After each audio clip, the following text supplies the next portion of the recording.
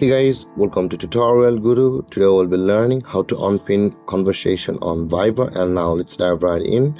Now to unpin a certain conversation on Viber, first open up your Viber app on your phone.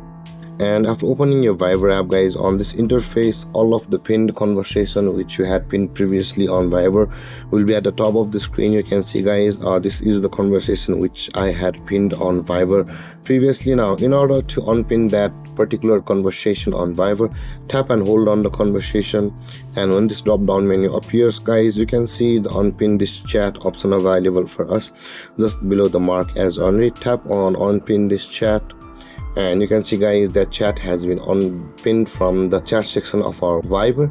And with that being done, guys, this is how you will be able to unpin a conversation on Viber. And if you have any confusions or questions regarding the topic, feel free to comment in the comment section below, and don't forget to like, subscribe, and hit that bell icon for more videos. Thank you for watching, guys. Peace.